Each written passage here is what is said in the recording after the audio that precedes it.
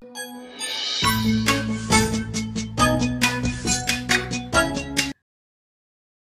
kau mau belajar tepuk tangan, prok, prok. Kalau kau mau belajar tepuk tangan, prok, prok. Kumpul, kumpul. Ayo yang mau belajar, kumpul di sini. Barengan aku, Kak Evan, seperti biasa, di channel Bimbel Lucky. Bimbel Lucky, we commit to support your success. Pada video kali ini, Kak Evan akan melanjutkan pembahasan soal ujian sekolah untuk kamu yang kelas 6. Yang pasti materi IPA. Bagi yang belum menonton video sebelumnya, jangan lupa ya, langsung aja klik linknya di deskripsi video ini. Dan buat kamu yang belum subscribe, yuk subscribe, dukung channel ini, lalu like, dan jika ada pertanyaan, langsung aja tulis di kolom komentar. Yuk, ini dia pembahasan soalnya.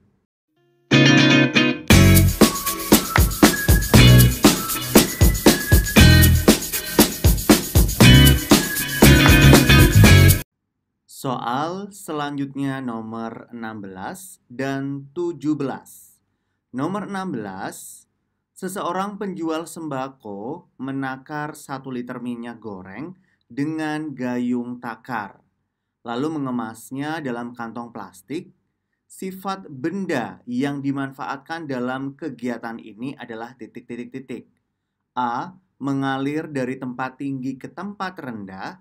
B. Memenuhi ruangan yang ditempati. C. Mempunyai permukaan datar. D. Volume yang selalu tetap. Adik-adik, untuk benda dalam soal nomor 16 ini adalah minyak goreng. Minyak goreng merupakan benda cair. Nah, untuk sifat benda cair sendiri yaitu sebagai berikut. Yang pertama adalah bentuknya berubah sesuai dengan wadahnya. Yang kedua, volume yang selalu tetap. Dan yang ketiga, mengalir dari tempat yang tinggi ke tempat yang rendah. Untuk pilihan A, mengalir dari tempat tinggi ke tempat yang rendah. Ini contohnya adalah penggunaan sifat benda cair untuk kegiatan memutar turbin pada pembangkit listrik tenaga air. Kemudian untuk pilihan B, memenuhi ruangan yang ditempati. Ini merupakan sifat dari benda gas. Kemudian pilihan C, mempunyai permukaan datar. Nah, untuk ini contoh kegiatannya adalah mengukur lantai dengan water pass. Lalu untuk pilihan D, volume yang selalu tetap. Ini sesuai dengan kegiatan pada soal 16. Jadi jawabannya ada di pilihan D. Kemudian soal 17, gas karbon dioksida diduga menyebabkan efek rumah kaca sehingga suhu permukaan bumi meningkat. Akibatnya, gunung es di kutub mulai berkurang dan permukaan laut bertambah tinggi. Perubahan wujud yang terjadi dalam peristiwa tersebut adalah titik-titik-titik. A. Mencair, B. Menguap, C. Menyublim, D. Mengembun. Untuk nomor 17, di sini adalah es, kemudian mencair menjadi air, sehingga permukaan laut bertambah. Jadi untuk perubahan wujudnya adalah mencair di pilihan A. Lanjut soal nomor 18 dan 19. 18, perhatikan beberapa pasangan materi berikut. Pertanyaannya, pasangan materi yang membentuk campuran heterogen ditunjukkan oleh angka titik-titik-titik. A. 1 dan 2, B. 1 dan 3, C. 2 dan 4, D. 3 dan 5. Sebelum Kak Evan menjawab soal nomor 18, Kak Evan akan menjelaskan apa itu campuran heterogen.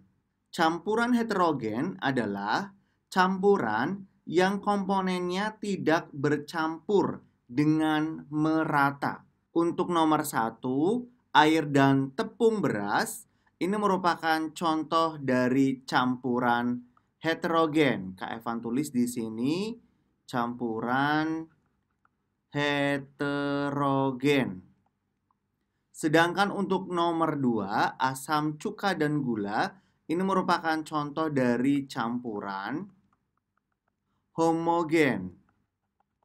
Kemudian untuk nomor 3, air laut dan minyak goreng, ini merupakan contoh dari campuran heterogen.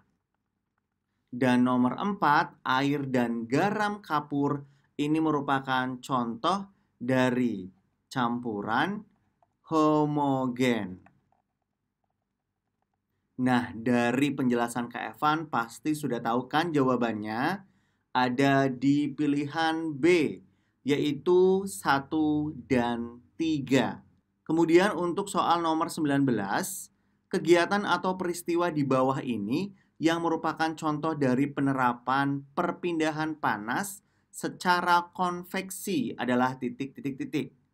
Adik-adik, untuk perpindahan panas secara konveksi adalah perpindahan panas yang terjadi melalui zat atau disertai perpindahan zat perantaranya. Biasanya ini terjadi pada benda gas dan benda cair. Untuk soal nomor 19 kita cari yang benda gas atau benda cair. Untuk pilihan A, tangan merasakan panas ketika memegang gelas berisi kopi panas. Gelas di sini merupakan benda padat. Jadi ini merupakan perpindahan kalor atau perpindahan panas secara konduksi. Kemudian pilihan B, mentega meleleh ketika didekatkan dengan lilin yang menyala. Ini adalah contoh perpindahan kalor atau perpindahan panas secara radiasi. Kemudian nomor C, menjemur adonan kerupuk di bawah terik matahari sebelum digoreng. Ini juga merupakan contoh dari perpindahan panas secara radiasi. Dan pilihan D, asap yang keluar dari cerobong asap. Nah, asap ini merupakan benda gas. Jadi ini merupakan contoh perpindahan panas secara konveksi. Jawabannya ada di pilihan D. Soal nomor 20. Perhatikan tabel pemanfaatan bahan isolator dalam peralatan rumah tangga berikut. Pemanfaatan bahan isolator pada peralatan rumah tangga yang tepat ditunjukkan oleh angka titik-titik-titik. A 1 dan 2, B 1 dan 3, C 2 dan 3, D 3 dan 4. Untuk bahan isolator, ini adalah bahan yang tidak menghantarkan panas. Untuk nomor 1, karet pegangan tutup teko, ini betul merupakan bahan isolator. Kemudian kaca panggangan daging, ini adalah salah. Terus kemudian plastik bagian luar magicom, ini juga merupakan bahan isolator. Lalu keramik ujung solder, ini salah. Jadi jawabannya ada di pilihan B, 1 dan 3. Soal berikutnya nomor 21. Kegiatan berikut yang menggambarkan penerapan gaya gesek adalah titik-titik-titik. Sebelum Kak Evan menjawab soal ini, Kak Evan akan menjelaskan gaya apa saja yang digunakan pada gambar di nomor 21. Untuk pilihan A, ini adalah contoh dari gaya otot.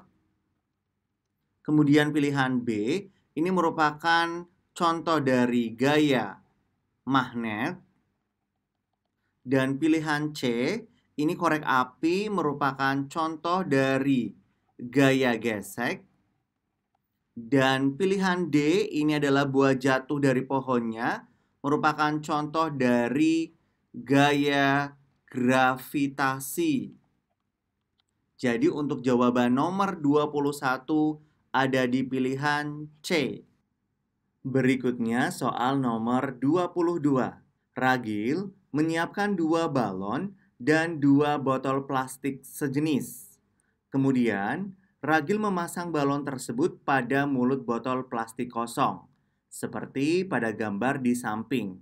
Botol A dimasukkan ke dalam air panas dan botol B dimasukkan ke dalam air es. Hasil percobaan dan pembahasan yang benar sesuai dengan perlakuan tersebut adalah titik-titik-titik. Adik-adik di sini Ragil mempunyai 2 botol ya, botol A dan botol B. Untuk botol A dimasukkan ke dalam air panas. Nah, untuk botol A sendiri ini mengalami proses yang namanya pemuaian. Sementara botol B itu dimasukkan ke dalam air es. Nah, untuk botol B sendiri ini mengalami proses penyusutan. Untuk jawaban nomor 22, yaitu ada di pilihan B. Balon pada botol B mengempis karena udara di dalam botol menyusut. Lanjut di soal nomor 23. Perubahan wujud gas menjadi cair dimanfaatkan dalam kegiatan titik-titik-titik. A. Menjemur ikan asin. B. Membuat cincau dari daun cincau. C. Mendinginkan uap minyak kayu putih saat distilasi. D. Memanaskan mentega dalam wajan untuk menggoreng. Sebelum Kak Evan menjawab soal nomor 23 ini, Kak Evan akan menjelaskan perubahan wujud gas menjadi cair. Ini disebut mengembun. Nah, untuk kegiatannya, pada pilihan A, menjemur ikan asin, ini merupakan contoh dari peristiwa perubahan wujud, yaitu menguap. Kemudian pilihan B, membuat cincau dari daun cincau. Ini contoh dari membeku. Kemudian C, mendinginkan uap minyak kayu putih saat distilasi. Ini merupakan contoh dari mengembun. Dan pilihan D, memanaskan mentega dalam wajan untuk menggoreng. Ini contoh dari mencair. Dari penjelasan Kak Evan pasti sudah nebak kan untuk jawabannya? Ya, ada di pilihan C. Lanjut di soal nomor 24. Pada permainan Flying Fox, seseorang dapat berpindah dari tempat yang lebih tinggi ke tempat yang lebih rendah dengan meluncur pada sebuah tali dilengkapi dengan katrol dan tali pengaman. Gaya-gaya yang bekerja pada peristiwa tersebut adalah titik-titik-titik. Sebelum Kak Evan menjawab soal nomor 24, Kak Evan akan menampilkan gambar tentang permainan Flying Fox. Ini dia. Nah, pada saat bermain Flying Fox, gaya-gaya yang bekerja yaitu pertama gaya gesek, gaya otot, dan gaya gravitasi. Jadi ada di pilihan C. Soal nomor 25. Perhatikan gambar berikut.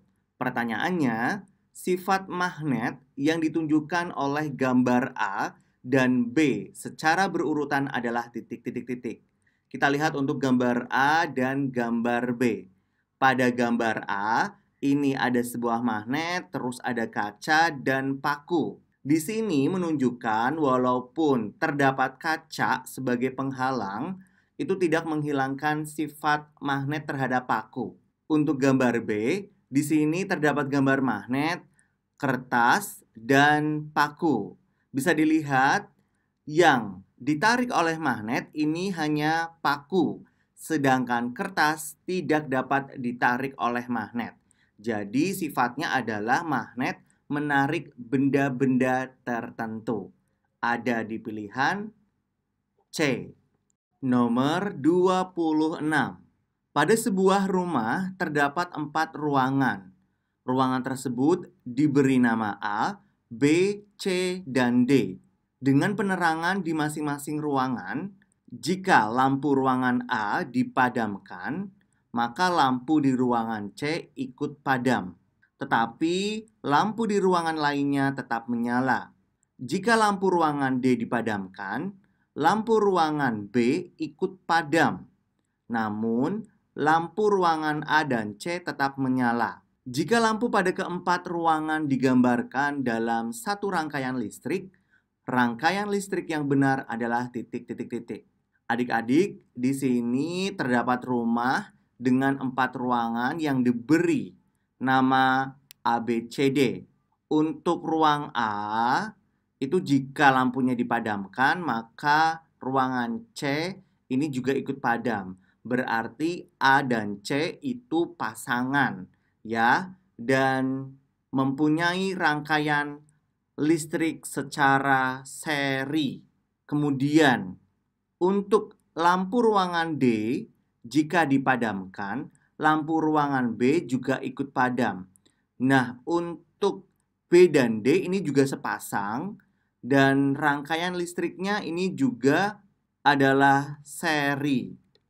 Jadi adik-adik cari rangkaian listrik yang berpasang-pasangan A dan C, kemudian B dan D. Untuk pilihan A, AB ini jelas salah. Terus kemudian B ini seri semua, jadi salah. Ini tadi juga salah. Terus pilihan C, ini adalah rangkaian paralel di mana A dan C ini dipasang sepasang, yaitu seri. Kemudian untuk B dan D, ini juga dipasang sepasang. Ini juga seri. Berarti jawabannya ada di pilihan C. Berikutnya soal nomor 27 dan 28. 27. Kegiatan dan peristiwa berikut ini yang memanfaatkan bunyi pantul adalah titik. A. Speedometer mengukur kecepatan kendaraan. B. Kelelawar mencari mangsa pada malam hari. C. Navigasi pada burung elang. D. Mendeteksi kebisingan. Adik-adik, untuk nomor 27 itu yang ditanyakan adalah pemanfaatan bunyi pantul. Pada pilihan A sampai pilihan D, yang menggunakan bunyi pantul hanya ada di pilihan B, yaitu kelelawar mencari mangsa pada malam hari. Dan ini disebut dengan ekolokasi. Kemudian soal nomor 28. Perhatikan gambar berikut ini. Jika senter dipindah ke barat daya, maka bayangan akan berada di titik. Kita lihat untuk gambarnya, ya.